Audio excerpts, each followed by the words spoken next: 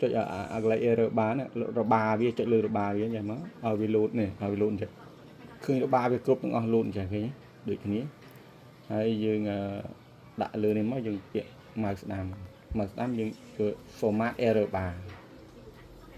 នេះវា load ចឹងមកបាទចឹងដល់ពេលដល់ format error bar អានេះខ្ញុំបរៀនតែមួយកតានៅ2កតាទេខ្ញុំចង់ឲ្យប៉ុន្តែចាំដល់ master ចាំខ្ញុំបរៀនពួក2កតាបណ្ឌិតអីគេផ្សោតដល់2កតាគេផ្សោត2កតាតែទៅអារឿងនៅប្រើទិន្នន័យភាគមួយកតា2កតាអត់សំខាន់ទេអាហ្នឹងភាគកតាណាក៏បានដែរយើងចង់បណ្ឌិតវិភាគមួយកតាក៏បានប៉ុន្តែវាសំខាន់គឺimpact factor ទេ impact factor ដូចប៉ុណ្ណឹងហើយមកធ្វើតើវាមានប្រយោជន៍អត់ត្រូវការអត់តម្រូវការរបស់សហគមន៍ជាក់ស្ដែងអត់នៅយើងចូលពាក្យ custom ដល់2កតាញ៉ៃបាក់ជាងនេះទៀតចូលពាក្យ custom មកយកពាក្យ specify value បាទ specify value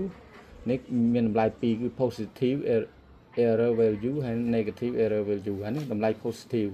អញ្ចឹងតម្លៃ positive យើងអូសនេះមកនេះតម្លៃបាទមានហ្នឹងហើយSEM ហ្នឹងបាទយើង select មកនេះវា load មកក្នុងនេះគេតម្លៃ positive អញ្ចឹងតម្លៃ negative យើងចុចនេះម្ដងណាចុចនេះម្ដងមកយើងអូសទៀតយ៉ាជាប់អស់ហើយយើងយកពាក្យenter នេះគេបានតម្លៃ2ហើយជាប់មកទៀតយើងអូខេមកឃើញវា load នេះវា load ខុសមុននេះមានវែងមានខ្លីមានខ្លះមានបច្ចេកខ្លះមានវារបស់វាវែងមកខ្លះតម្លៃពិតរបស់វា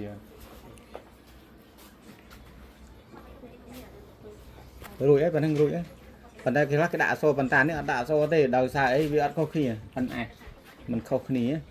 ចុះបើវាខុសគ្នាបើខុសគ្នាគេដាក់អក្សរគេរក comparison មួយទៀតប្រៀបធៀបបច្ច័យនីមួយគេហៅ LSD test អាហ្នឹងមកពាក្យ list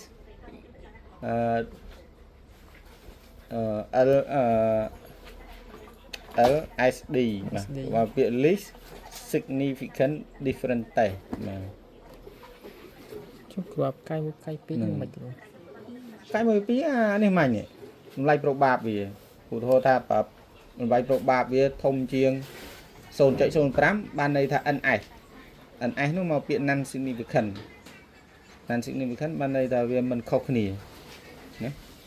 ដល់ពេល P វាតូចជាង 0.05 តម្លៃប្របបាបវាតូចជាង 0.5 អានោះខុសគ្នាខ្លាំង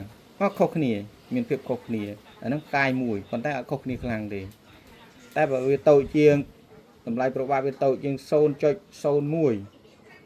អាហ្នឹងខុសគ្នាខ្លាំងបានន័យថា very significant ផ្កាយ2ហ្នឹង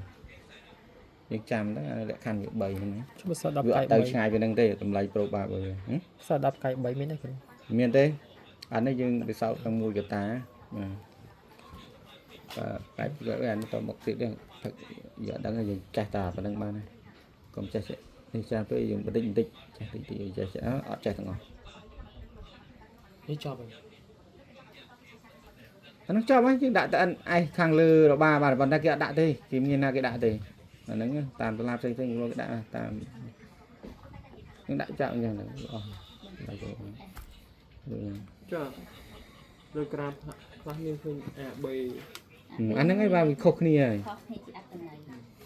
តែបើយើងខុសគ្នាយើងដាក់យើងរក AB យើងចូលមួយទៀត comparison មើលវាចូលមួយទៀត comparison ជាមួយខ្ញុំចូលតាមមួយឃើញ